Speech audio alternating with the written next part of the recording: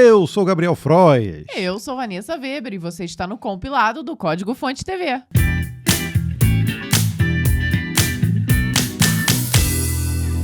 Seja muito bem-vindo a mais essa edição de número 79 do compilado do Código Fonte TV, que contempla as notícias do dia 5 de novembro até o dia 11 de novembro. Eu estou aqui com um café com leite bem quentinho para a gente curtir as notícias da semana. Você está preparado? Eu estou preparada, mas eu estou preparada com suco de uva gelado. É engraçado que ela está de casaco, está com frio, está tomando um líquido gelado. Eu não estou com frio, estou tomando uma coisa quentinha. Mas é por isso, faz todo sentido. Então vamos inverter? Não, senhor. Então, sem mais delongas, a gente já começa com a notícia que abalou a semana. Meta demite 11 mil funcionários de uma vez só. Mark Zuckerberg cedeu à pressão dos investidores e enxugou a força de trabalho da Meta. Nada menos que 11 mil funcionários foram desligados da empresa, cerca de 13% do total. Essa é a maior demissão em massa já registrada nos corredores da gigante de tecnologia desde sua fundação. Os cortes foram distribuídos entre todos os setores globalmente, afetando inclusive as operações brasileiras. Entretanto, o setor mais atingido pelas demissões foi o de recursos humanos, uma vez que a empresa pretende reduzir o volume de contratações em 2023, principalmente no primeiro trimestre. Zuckerberg fala, Gabriel. Quero assumir a responsabilidade por essas decisões e por como chegamos aqui, escreveu Zuckerberg, ele não perdeu o sotaque, em um comunicado aberto. Sei que isso é difícil para todos e lamento especialmente os afetados. A Meta vem atravessando uma crise pesada nos últimos 12 meses, com problemas surgindo por todos os lados. A empresa já esteve envolvida em uma série de investigações do governo sobre suas práticas questionáveis de engajamento e múltiplas violações de privacidade. Além disso, a restrição de anúncios na plataforma iOS afetou deveras o faturamento publicitário de suas redes sociais. Ao mesmo tempo, o Facebook parece ter atingido seu limite de crescimento e o Instagram sofre com a concorrência do TikTok.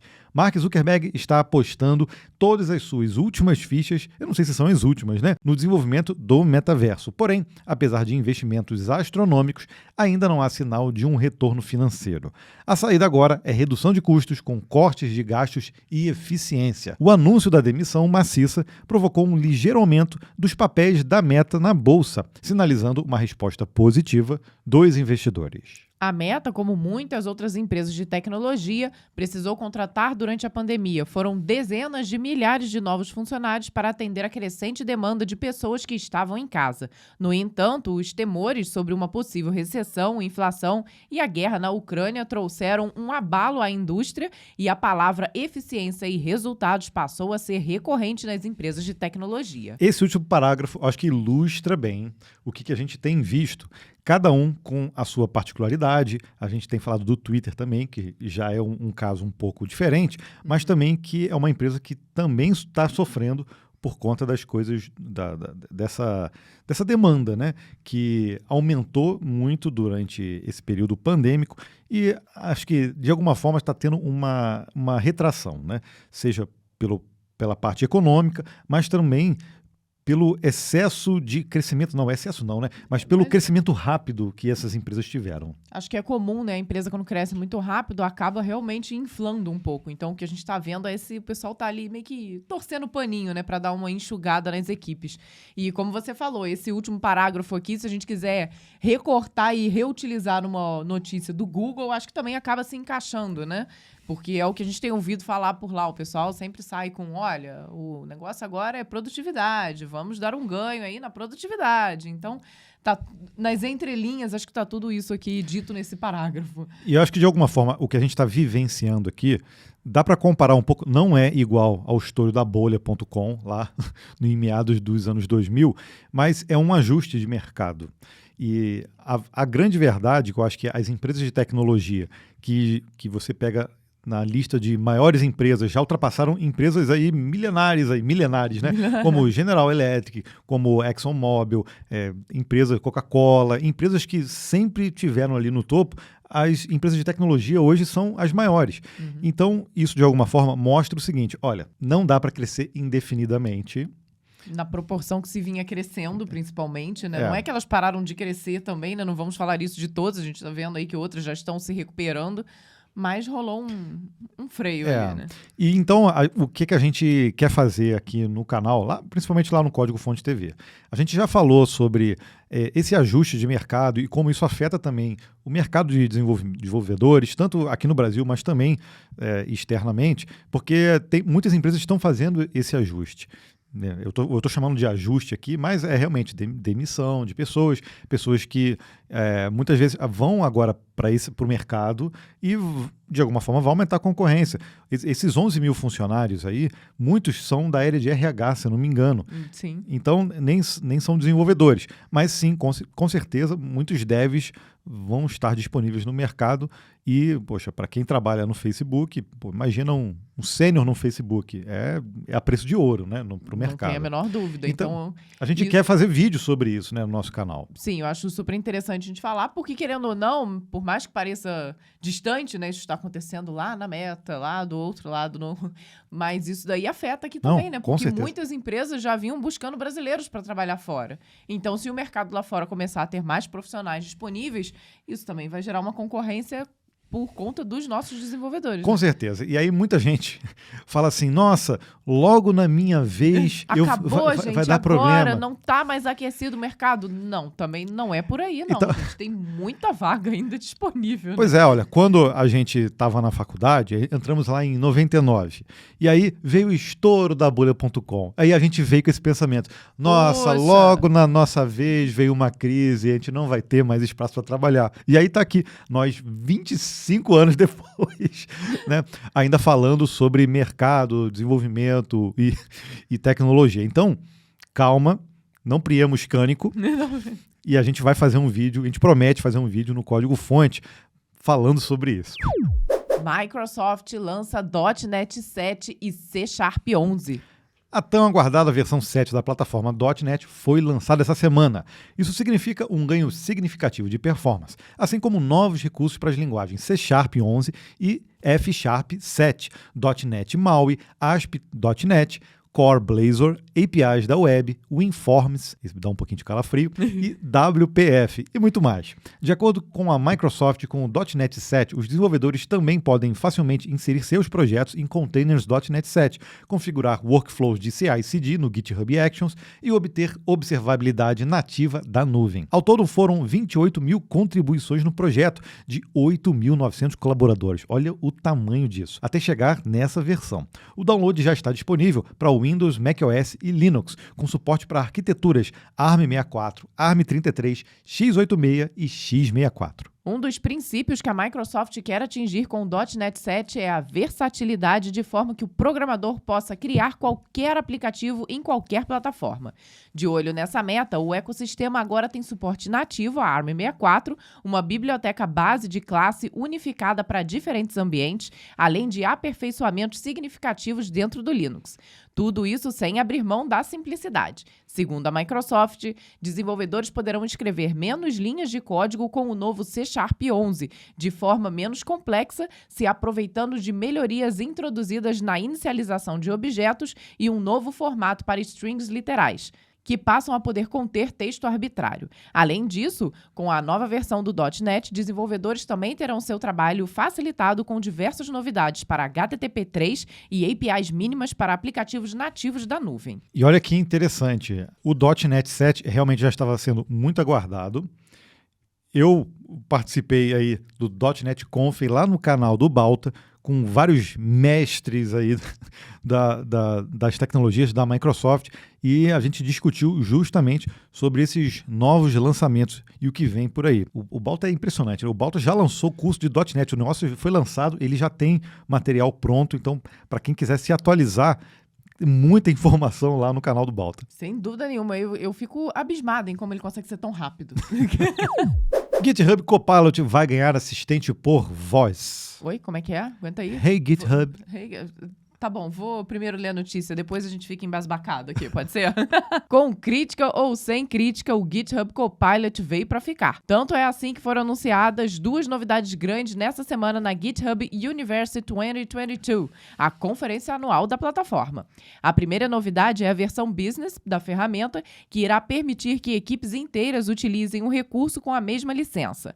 A segunda atende por Hey GitHub, uma interface de voz experimental para o Copilot. Thomas Dohmke, CEO do GitHub, acredita que não tem como segurar o futuro. De vez em quando surge uma nova tecnologia que muda tudo. A inteligência artificial em breve será integrada a todos os aspectos da experiência do desenvolvedor e, portanto, estamos tornando o GitHub Copilot ainda mais acessível. A versão Business do GitHub Copilot trará controles de administrador para a ferramenta, permitindo que cada organização faça customizações globais na forma como seus desenvolvedores interagem com o recurso. Do ponto de vista corporativo, o anúncio chamou atenção, mas nada superou o Copilot ativado por comando de voz. Como bem levantou o CEO, se o GitHub Copilot é nosso par na programação, por que não podemos falar com ele? Em breve, isso será possível. A funcionalidade será implementada inicialmente no Visual Studio Code para fins de pesquisa e testes, antes de seu acesso ser ampliado para outros ecossistemas. Nesse momento já existe uma lista de espera para quem deseja avaliar o recurso e conversar com o Copilot. Eu fiquei chocada. Não, mas eu acho que de início é simplesmente você trocar uma interface de texto por uma de voz, como a Alexa faz. Quando a gente fala para fazer algum lembrete, mandar algum aviso, a gente fala e ela traduz aquilo no formato de texto. Seria isso, né? É sim, mas será que vai dar pra tipo, hey GitHub, crie um if, condiciona uma... Não sei, eu fiquei imaginando como isso vai funcionar. Eu achei estranho. Não, é questão de contextualizar. Cria uma função que faça isso. Diferença entre duas datas. E aí, será que ele já vai ser capaz, gente? Que futuro.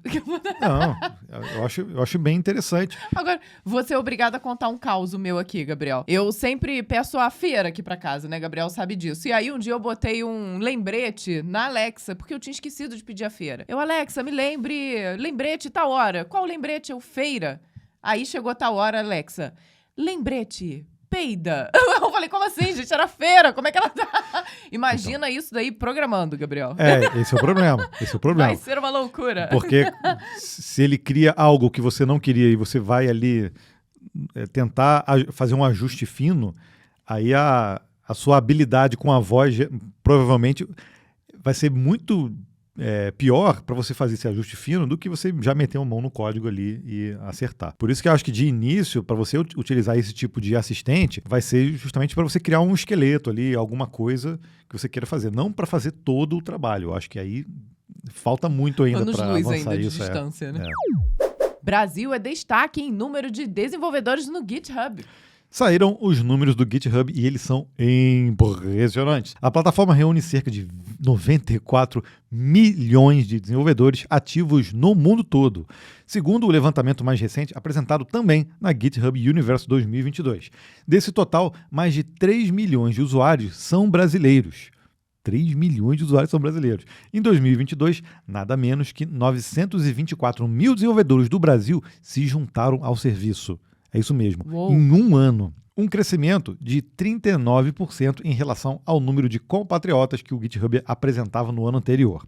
Essa taxa de crescimento é bastante superior aos 27% de novos usuários que o serviço recebeu em média entre 2021 e 2022, mostrando que os devs brazucas estão se sentindo em casa por lá. Em termos de volume de adesões, o Brasil só ficou atrás da Índia e da China, países com população muito maiores que a nossa. Júlio Viana, gerente regional do GitHub no Brasil, comentou esses números. O desenvolvimento de software aqui é vasto e próspero, e o fato do Brasil ser uma das maiores comunidades globais no GitHub é uma prova disso. É importante para nós garantir que todas as pessoas desenvolvedoras tenham oportunidades iguais, conectividade e a melhor experiência possível, independentemente de onde estejam localizadas. A tendência é que esses números aumentem ainda mais. Segundo o estudo publicado, 90% das 100 maiores empresas do mundo têm algum repositório de código funcionando na plataforma. Aproveitando o levantamento, o GitHub também anunciou um pacote de novidades que deve atrair novos usuários em 2023.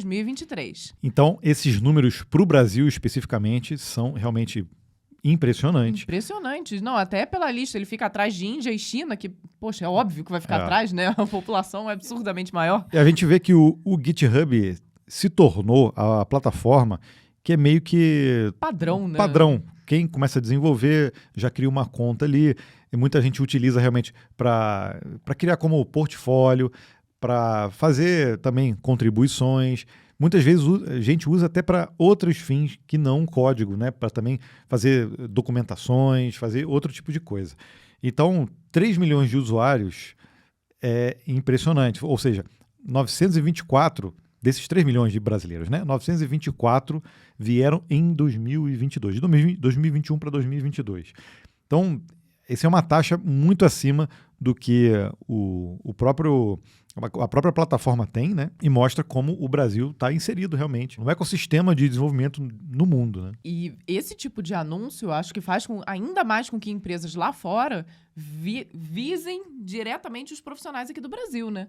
Porque imagina, você vê ali, poxa, aguenta aí, gente, tem tanto desenvolvedor entrando ali no Brasil, é sinal de que tem muita mão de obra boa por ali. Criador da internet critica a Web3. Sir Tim Berners-Lee não está nem um pouco satisfeito com a chamada Web3. O pai da World Wide Web declarou recentemente que o ideal seria esquecer esse conceito. Ele afirmou: é realmente uma pena que o nome atual, Web3, tenha sido usado pelo pessoal do Ethereum para coisas que eles não estão fazendo com blockchain. Na verdade, Web3 não é web. Berners-Lee está trabalhando em um novo conceito de internet batizado de Web 3.0 e não suporta mais as pessoas confundindo as duas propostas. Tanto é assim que ele já passou a chamar sua iniciativa simplesmente de Solid. Em suas palavras, os protocolos blockchain podem ser bons para algumas coisas, mas não são bons para o Solid. Eles são muito lentos, muito caros e muito públicos. Os armazenamentos de dados pessoais precisam ser rápidos, baratos e privados. O veterano da tecnologia não está sozinho em suas reclamações e um levantamento recente confirmou essa tendência. Durante o evento Genstack Conf 2022, realizado essa semana para debater a evolução da arquitetura e do desenvolvimento para a web, as opiniões foram pouco positivas em relação ao Web 3. A pesquisa realizada apontou que 1/3 dos desenvolvedores não se importava com o conceito de Web 3 e 13% sequer sabiam o que isso significava. Ainda de acordo com a pesquisa, 93% dos desenvolvedores ainda não tinha trabalhado com tecnologias relacionadas ao Web 3. A analista de dados Laurie Voss, que conduziu o levantamento, acredita que a Web3, na verdade, é minúscula e, a menos que aconteça uma mudança muito grande, ela não irá crescer. Ih, treta! Teve uma vez que eu e você estávamos discutindo, eu não lembro se isso foi internamente ou se nós chegamos a falar em algum vídeo, confesso. Mas justamente que a adoção do nome Web3 talvez tenha vindo cedo demais. Porque, né, a gente chama de Web 1.0, Web 2.0, algo que já estava muito bem formatado, que já tinha meio que acontecido no passado, né? Por mais que esteja até o presente acontecendo. E o Web3 parece que deram o nome de algo que ainda está nascendo. Então parece uma continuação, mas dá uma certa confusão, né? Só foi nomeado essas etapas depois que aconteceram. Isso. E no caso da Web3, a gente está adiantando uma coisa que ainda está incipiente para algumas iniciativas. E eu confesso que eu também confundi esse conceito de Web 3.0 com Web 3. Inclusive, acho que no nosso dicionário do programador, a gente fez uma confusão lá também. A gente falou, na verdade, de Web 3, mas está lá como Web 3.0. Então, me desculpa, Tim Berners-Lee. O cara tá puto. O cara tá puto por causa disso. O cara é Sir, cara. Então, ó, Sir, respeito. é verdade. E, na verdade, ele na verdade até quis mudar um pouco o nome, botando para Solid, que aí confunde com os desenvolvedores. Vai confundir outra coisa. Mas justamente porque ele não aguenta mais a galera confundir esses conceitos. Eu entendo o lado dele, mas é o que a gente está levantando a bola aqui. A Web 3.0, a tecnologia de blockchain, como eu acho que ele disse, pode ser utilizado para algumas coisas. Eu também acho que não dá, por exemplo, para você criar um ambiente altamente performático para rodar um game 100% dentro de uma blockchain que é completamente descentralizada. Eu acho que isso é muito inviável. Mesmo aí com 5G, 6G, eu acho que o custo computacional disso acaba sendo muito grande. Alto demais, né? Não faz muito sentido. E aí, realmente, são termos muito parecidos, dá toda essa confusão e entra muito, que até a gente acabou de ver aqui na notícia, né? Muitos desenvolvedores nunca trabalharam com tecnologias e aí vira uma uma loucura, né? Porque cada um é um conceito diferente, com um nome muito parecido, e dá nisso. Mas a gente tentar avançar de uma forma forçada na tecnologia também não funciona. Não. As coisas têm que ser adotadas conforme as coisas vão evoluindo. Então não dá para realmente falar, Web3, a maioria dos desenvolvedores não desenvolveram nada. Não, porque ainda não existe demanda suficiente para essas tecnologias. A partir do momento que essa coisa se popularizar realmente, ou se solidificar, tipo, isso aqui, blockchain dessa forma que funciona bem para esse tipo de aplicação, para esse tipo aqui não. E aí vai surgindo a demanda, né? Nós aqui, enquanto desenvolvedores, só estamos aqui suprindo uma demanda de mercado. A gente não cria ela, né?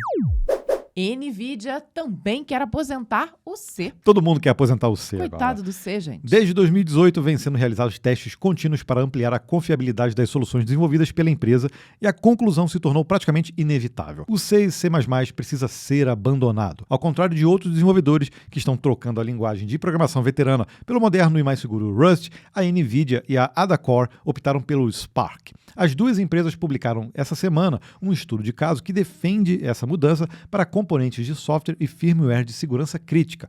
Spark é uma linguagem de software projetada para sistemas embarcados que garante matematicamente uma total ausência de erros de tempo de execução. A grande vantagem do Spark sobre outras linguagens é que ela é compatível com um processo chamado de verificação formal, ou seja, é possível provar matematicamente que seu código se comporta de acordo com sua especificação, o que permite uma auditoria rigorosa do código. O time de segurança da NVIDIA conseguiu converter aplicações sensíveis do C para o Spark em apenas 3 meses.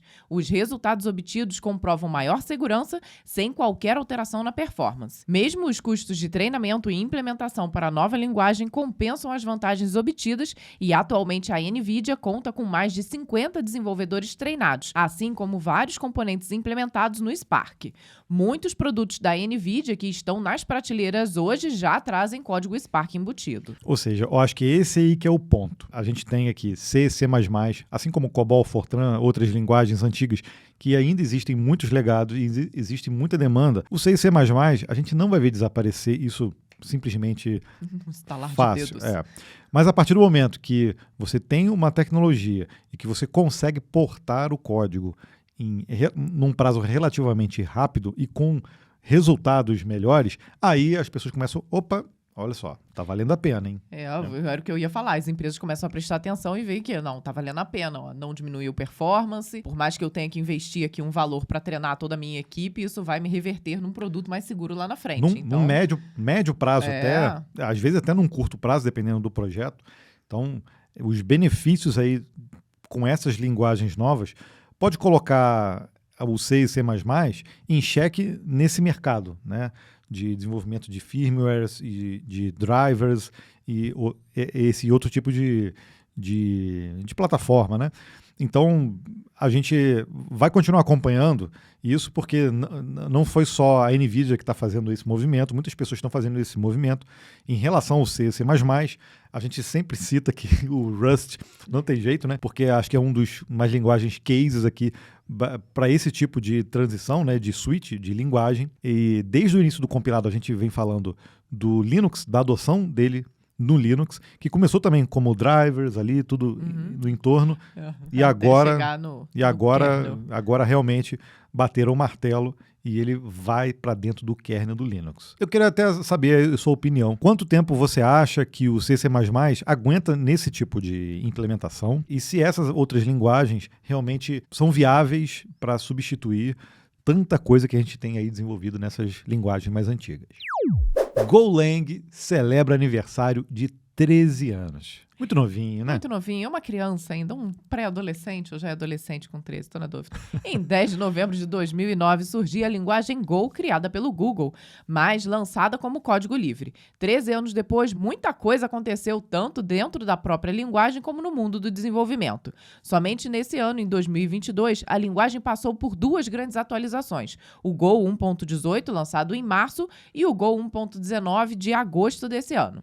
De acordo com seus mantenedores, ainda ainda há muito trabalho pela frente e vida longa para a linguagem. Continuamos trabalhando para fazer o desenvolvimento Go escalar graciosamente para bases de código cada vez maiores, especialmente em nosso trabalho no VS Code Go e no servidor da linguagem Go Please, escreveu Russ Coss na postagem de aniversário do Go. Cox não se esqueceu de agradecer à comunidade. O desenvolvedor apontou que a linguagem é muito maior do que o seu time de desenvolvimento ou que o Google produziram e que hoje o Go pertence à comunidade que o mantém ativo. Em direção ao próximo aniversário, o desenvolvedor explicou que a meta agora é focar particularmente na segurança da cadeia de suprimentos, na compatibilidade aprimorada e no registro estruturado. Além disso, os desenvolvedores que trabalham com a linguagem também devem esperar muitas outras melhorias, incluindo otimização guiada por perfil. Considerando-se o sistema de atualização bianual, o Go 1.20 deve estar aparecendo por volta de fevereiro ou março de 2023.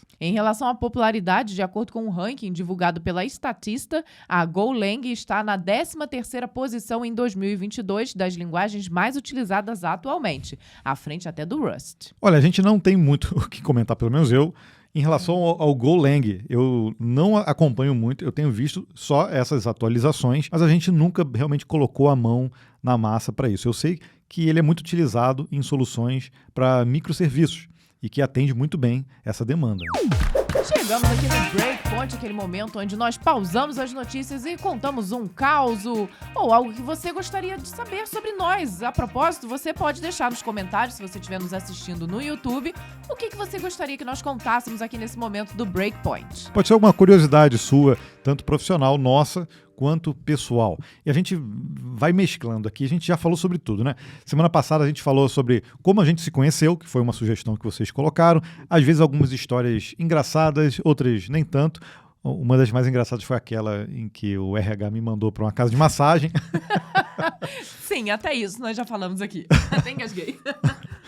Mas a gente decidiu, essa semana, contar justamente quando foi que a gente leu o Código Limpo, o livro Código Limpo.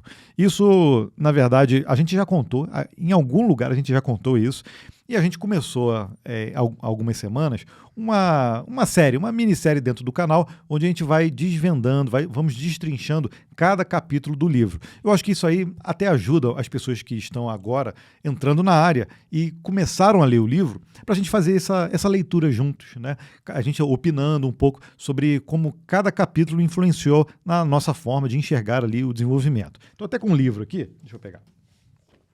Estamos com muitos livros aqui a propósito. Vários livros. Esse aqui é o Código Limpo, do Uncle Bob. Também conhecido como Clean Code. E a propósito, se você domina aí o inglês, nós indicamos que você leia até realmente o Clean Code, porque o Código Limpo tem ali uns errinhos de tradução, tem algumas coisas um pouco estranhas. Mas não tem problema nenhum, dá para entender todos os conceitos de forma perfeita, tá bom? Todos os exemplos, então é só bypassar os errinhos. É que realmente tem muita gente que reclama dessa tradução. E aí, se você tiver domínio do inglês, vai para o inglês.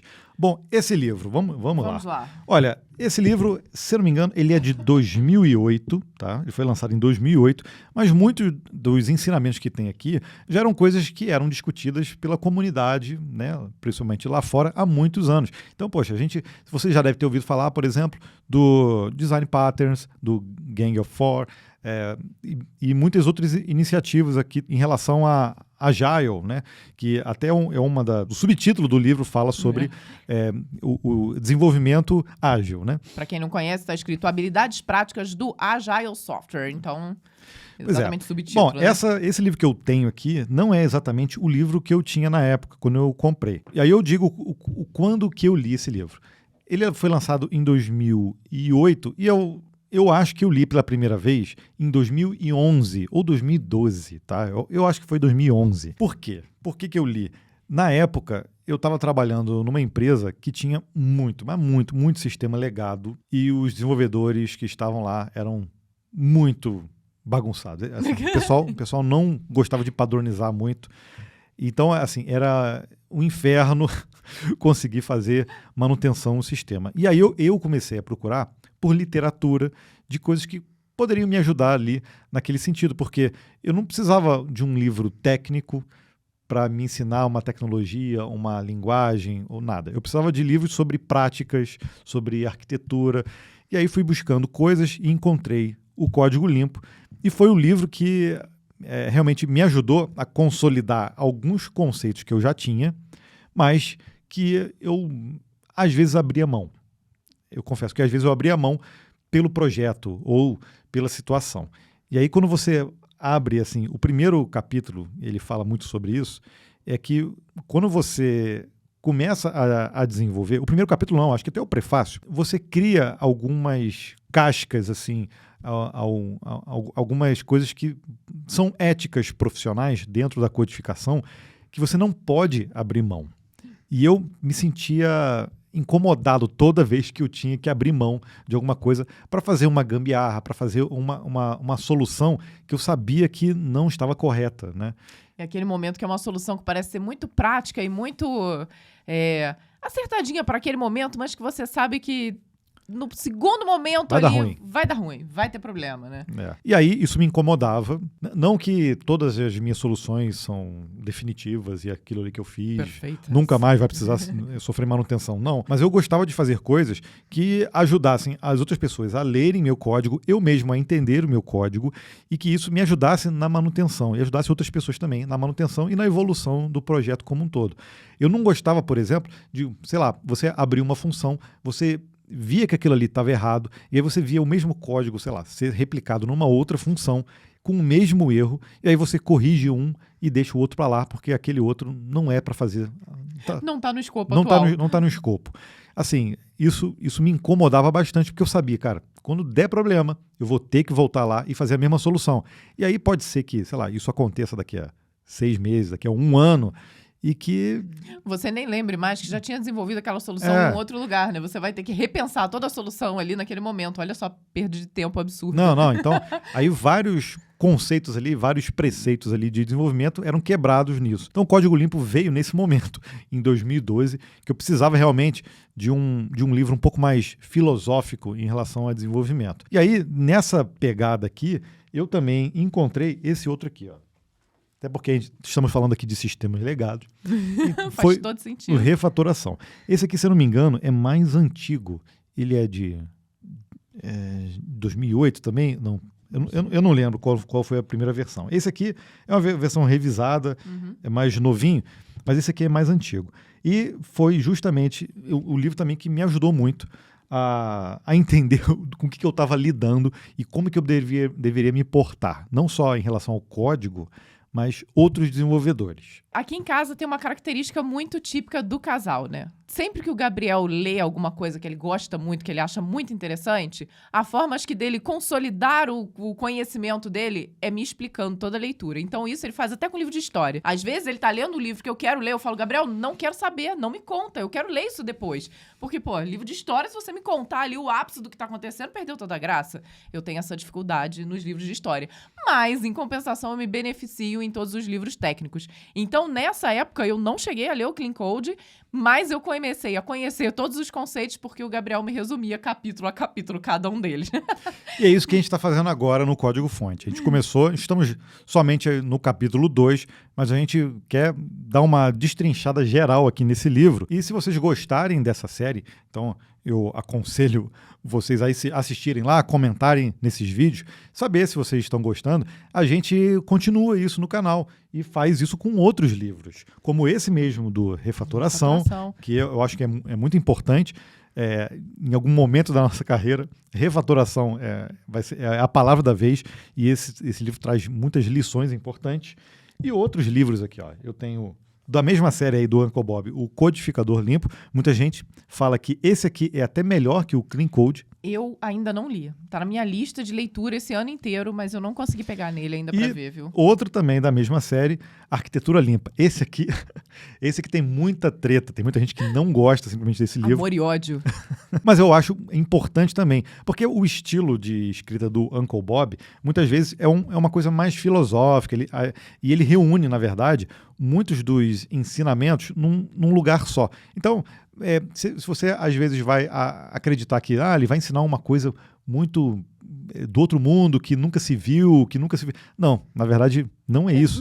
Não é essa a ideia realmente por trás desses livros, né? É justamente pegar ali toda aquela bagagem que ele e vários outros desenvolvedores ali tiveram de problemas e de como aquilo foi resolvido e tentar sintetizar tudo isso para passar para as próximas gerações e para quem está passando pelo mesmo problema. E o início desse livro, ele deixa isso claro. Logo no início, ele diz que todas as lições que ele coleta aqui foram coisas que ele coletou durante os anos com a comunidade. Então, muitos dos papers, dos artigos que foram citados aqui, muitos deles foram escritos por outras pessoas, outras discussões homéricas aí de meses e anos sobre algumas questões e que ele condensou aqui dentro. Então, esses livros para mim são muito importantes. Não dá para seguir cegamente achando que isso aqui vai solucionar todos os problemas. E muitas vezes o que a gente vê nesses livros é que ele vem para solucionar uma demanda que você tem específica, às vezes, de um projeto, de um desafio. E como tem muitas pessoas envolvidas, não só o Uncle Bob, nessas lições, não dá para achar que a gente sempre está passando por alguma coisa que é inédita e que nunca ninguém já passou, né, dentro do desenvolvimento do software. Bom, então não deixa de comentar o que você está achando, se você já viu a nossa minissérie aí do Clean Code. E se você gostaria de ver esses outros livros também, uma nova minissérie. A gente quer saber, deixa aqui nos comentários. A gente quer saber que livro que você gostaria que a gente fizesse aí esse destrinchamento aí, né? Pra gente, capítulo a capítulo. Capítulo a capítulo. Às vezes são livros que você está lendo no momento. Sugere também, não precisa ser necessariamente esses, né? Às vezes, se você tem um outro livro que você gostou muito, que te ajudou na sua carreira, enquanto ali iniciando no mundo do desenvolvimento, deixa pra gente aí nos comentários e comenta lá no vídeo também, porque aí já fica tudo centralizado, né? E a semana do Código-Fonte começou quase no final da semana. E começou justamente com um vídeo que nós acabamos de citar aqui inúmeras vezes, né? Falando do segundo capítulo do livro Clean Code, ou Código Limpo. Onde a gente cita o segundo capítulo que diz: será que os nomes importam? E a gente acrescentou ainda uma informação sobre: será que os nomes em português importam? Eles ajudam ou atrapalham? Será que programar, nomeando os elementos em português, é saudável para o Código Limpo? E na sexta-feira eu participei do .NET Conf 2022 lá no canal do Balta. Vou deixar o card aqui se você estiver assistindo pelo YouTube. E lá ele reuniu feras, muitos feras, que são especialistas no .NET, justamente para falar sobre o que vem pela frente aí a partir do lançamento do .NET 7 e a atualização do C# para a versão 11. E nessa semana também foi lançado o segundo episódio da Tech Hour, uma parceria super legal que nós fizemos junto com a Oracle, e dessa vez o tema foi descentralização financeira. Então acho que tem tudo a ver, falamos aí de Web3, Web 3.0 e trouxemos muitas informações, não somente nós, mas tivemos nós, Camila Achute, Lele Meine e Arthur Igreja, numa série muito interessante, super leve e divertida para você entender todos esses conceitos, né? Deixar um card aí para você assistir também. Falamos sobre descentralização financeira, Open Banking e vários outros conceitos aí que estão em alta. Só para a gente relembrar, né? No sábado, no dia do lançamento do outro episódio do compilado, nós fomos até BH participar de um evento chamado Beyond Connecta da Tribe. Fomos lá palestrar e contar um pouquinho também da nossa história. Foi muito legal conhecer vários estudantes e ex-estudantes da Tribe. Muito legal, um grande beijo para todo mundo que estava no evento. É muito bom poder conhecer os nossos CDFs pessoalmente, tirar uma foto, trocar uma ideia. É sempre pra gente uma emoção muito grande, né? Ter esse reconhecimento e às vezes alguns dos comentários que vocês fazem no vídeo chegar aqui no ouvido e falar: pô, gente, obrigada pelo conteúdo. É algo que pra gente não tem preço. Então, se você quer saber mais sobre essa nossa visita, tem fotos lá no nosso Instagram, lá no Código Fonte TV, e também muitas marcações que as pessoas fizeram no LinkedIn também do evento, e a gente tirou muita foto por lá.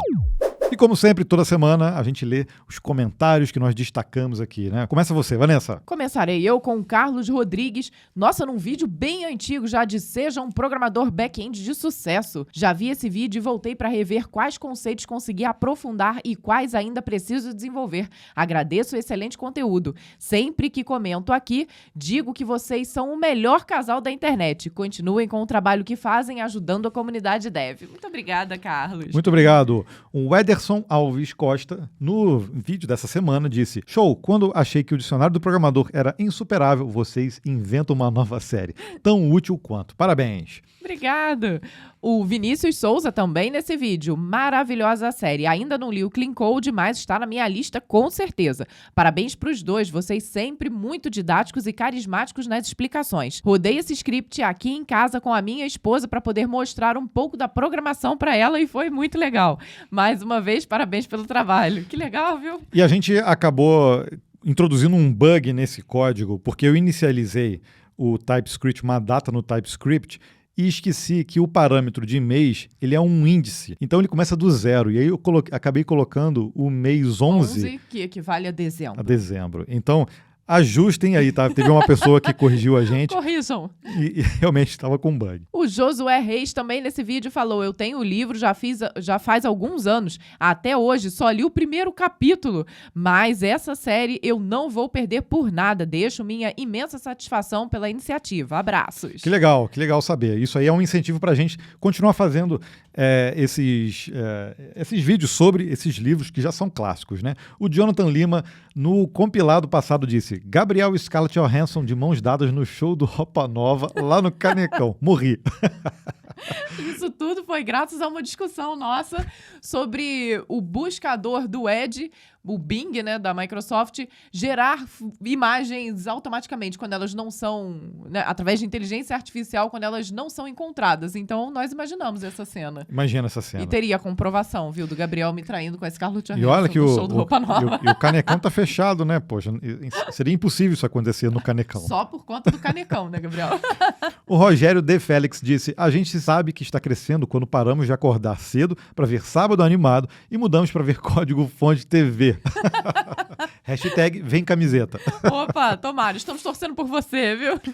O Godzilla Giroflex, nesse vídeo também, chegou o melhor vídeo da semana. Vocês já cogitaram fazer um compilado especial de fim de ano? Fazer um episódio diferente falando das principais notícias do ano? Poderia convidar outros youtubers, devs para participar, uns presentinhos a mais? Fica a sugestão e abraços.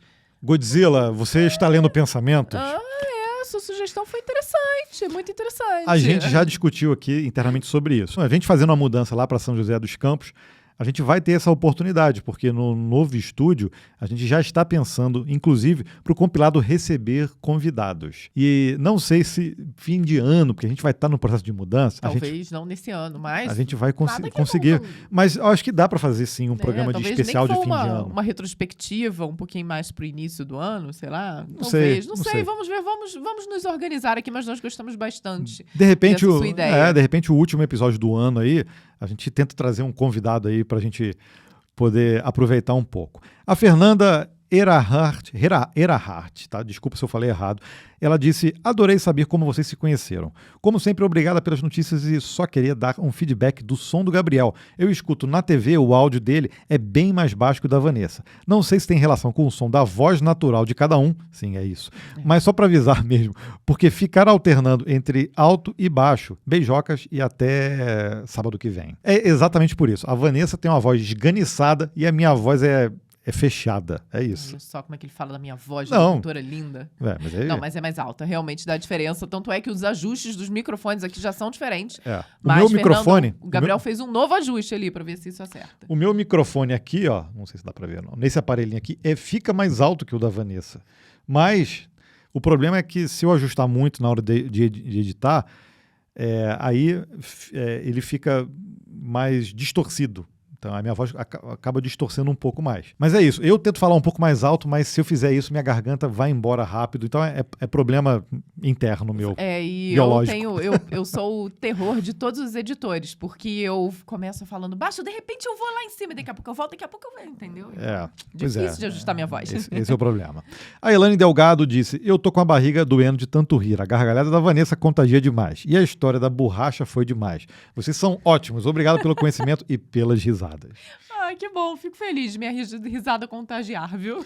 O Juan Molinari. Assistir o compilado é um dos momentos mais gostosos da minha semana. Obrigado por serem essas pessoas maravilhosas e produzir esse conteúdo incrível. Obrigada, Juan. Timóteo Bentes. Esse casal tem uma vibe única. Compilado incrível. Obrigado. E aqui o último, que a gente trouxe foi uma discussãozinha, justamente no último vídeo. O Alex Santos disse: eu li o livro. Na minha visão, se formos considerar somente a escrita em inglês dos projetos no Brasil, onde a grande parte da população não tem domínio da língua inglesa, isso acaba atrapalhando a linguagem de negócio e complicando o entendimento e manutenção do projeto. E claro, nos tornamos programadores melhores sabendo inglês, mas na nossa realidade é para incluir todos. Não vejo problema em usar get endereço no nome de um método. Parabéns pelo conteúdo e admiro muito vocês. Aí, em resposta, o Bruno Honda falou o seguinte: compreendo a sua posição, mas existe um ponto que é pensar que a sua empresa pode crescer a ponto de se internacionalizar.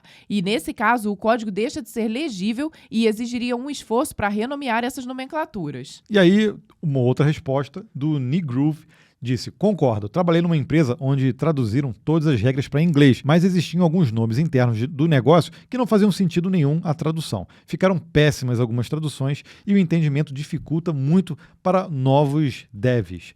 Eu acho que isso vai ser sempre uma discussão. E, assim, sadia e verídica, ok, acontece mesmo, né? Por exemplo, um ponto que eu sempre fico com dúvida, CPF. Tá, é um tipo de identificação, mas se você colocar ali, talvez, o ID, aqui vai confundir com o RG, porque nós temos 2 tipos de documentos. Então, fica uma dúvida aí, traduz, não traduz? Deixa CPF, coloca outro nome, né? Só que aí, nesse caso, o CPF não é necessariamente uma palavra em português, é o nome de um documento. Sim. E aí sim, usar o CPF, nesse caso, eu acho que não tem problema. Uhum. Porque é um tipo de documento. É muito específico, então, por exemplo, tá bom, mas aí se você fizer get user from CPF, por exemplo, não teria problema. Mas se você, da mesma forma, quer fazer um método que retorne de passaporte, você não vai escrever passaporte, entendeu? Porque o tipo de documento seria passport. Então, eu acho que aí pode colocar no inglês. Agora, isso é uma determinação que eu acho que tem que ser combinado com todo mundo dentro da empresa. Eu, de forma geral, como regra, a priori, eu sempre acho que o inglês seria a melhor solução, por conta de vários fatores. Também esse de internacionalização, mas imagine que, por exemplo, uma empresa que contrata devs de fora, ou que esses códigos serão consumidos por outros desenvolvedores, né? Pode ser aqui no Brasil e fora também. Então, de forma geral, eu acho que o inglês acaba se tornando padrão, porque a gente fala assim, ok, se você pegar uma biblioteca de algum desenvolvedor russo ou alguma língua que a gente não compreenda, olha como vai ser difícil para você consumir esse código, né?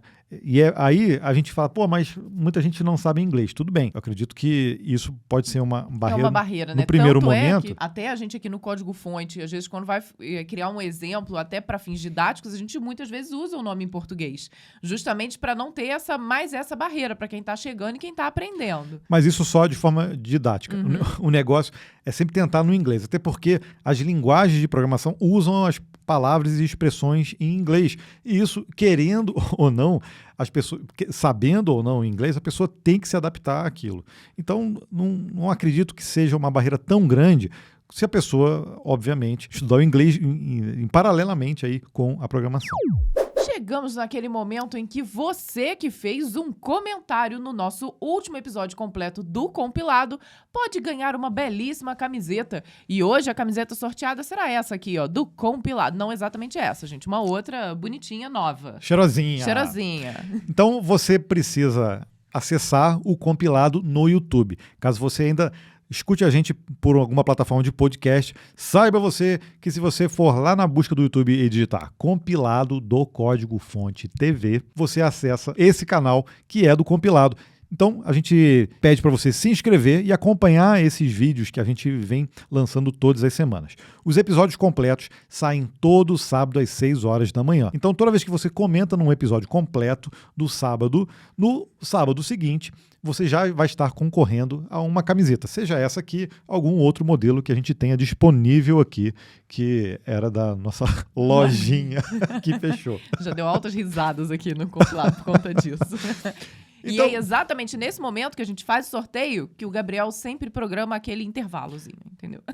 Então, depois que apareceu a publicidade aí pra você, se não apareceu, a culpa foi do YouTube, tá? Nós colocamos, Nós entendeu? colocamos. A culpa é nossa, a gente assume. Vamos ver aqui quem ganhou a camiseta. Rufem os tambores. Junior Strachan. Acho que é ele.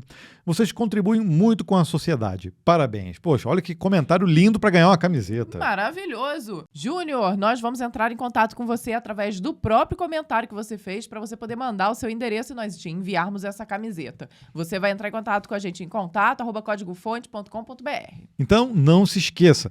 Eu quero chuva de comentários nesse episódio 79 no YouTube, para a gente poder, lá no episódio 80, fazer um super sorteio que vai vir com camiseta e a gente bota mais alguns brindes, né? Pode ser?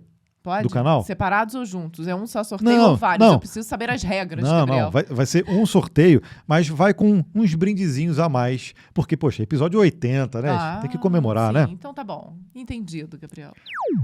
E vamos aproveitar esse momento aqui para convidar você para que seja um dos membros do nosso clube, que você assina não aqui nesse canal do Compilado, se você está nos assistindo pelo YouTube, mas lá no Código Fonte TV. No Código Fonte TV tem um botãozinho lá chamado Seja Membro. E a gente tem o clube dos CDFs, que são os nossos seguidores. Se você assina o plano compilado, que é apenas R$ 1,99 por mês, você ajuda a gente a fazer o compilado acontecer. Inclusive, a gente dispara todo esse conteúdo no e-mail. Se você acessar compilado.códigofonte.com.br, coloca o seu e-mail lá na caixinha de entrada, a gente envia para você toda semana também, aos sábados, 6 horas da manhã, esse conteúdo para você se deleitar no seu, Na sua caixa de entrada. na sua caixa de entrada. É isso. Ou seja, você consegue nos escutar no podcast, nos assistir no YouTube e nos ler no seu e-mail. E nós damos sempre para todos esses membros que nos ajudam a criar esse conteúdo um agradecimento e um beijo super especial aqui no Compilado. Então, se você é recorrente ou está assinando agora, a gente sempre faz menções aqui dentro do compilado. Então, muito obrigado ao Eduardo Hermans, Ricardo Ribeiro, Daniel Murilo Vaz, está sempre com a gente aí, Priscila Silva Batista, Renzo de Sá, Brendan Stakowski, Arthur Amaral e Franciele Lima. Nosso super obrigado para vocês, viu? Um beijo. muito obrigado a todos vocês que contribuem aqui com o compilado. Muito obrigado a você que está nos ouvindo ou assistindo até o final do episódio. Se você estiver lavando louça aí, deve estar terminando já, né? Porque já... Nossa, tinha louça beça, hein? Já tinha louça beça. Se você está caminhando aí com o seu cachorrinho, se você está acordando e botou a gente na Alexa para ouvir a gente na cama, tem gente ouvindo e assistindo compilado de tudo quanto é lugar, né? A propósito, tira uma foto, posta lá no Instagram e marca a gente que nós vamos repostar para saber onde é que você está nos ouvindo ou nos assistindo. E para seguir a gente no Instagram é muito fácil, é só ir lá no Código Fonte TV, ou @Código Fonte TV. Marca a gente nos stories que a gente reposta, porque a gente quer saber, obviamente, se você estiver no banheiro, não tira Não, melhor foto, não. mas, mas a gente... Bota só áudio, né? A gente falando aquela descarguinha assim. Ah, sim. Mas a gente quer saber aonde você assiste ou ouve o compilado. É muito legal saber aonde vocês estão, aonde a gente consegue chegar, né? Mesmo que seja no banheiro. Então, muito obrigada para vocês e nós nos vemos e nos assistimos e nos ouvimos na próxima semana. Tchau, tchau. Tchau, tchau.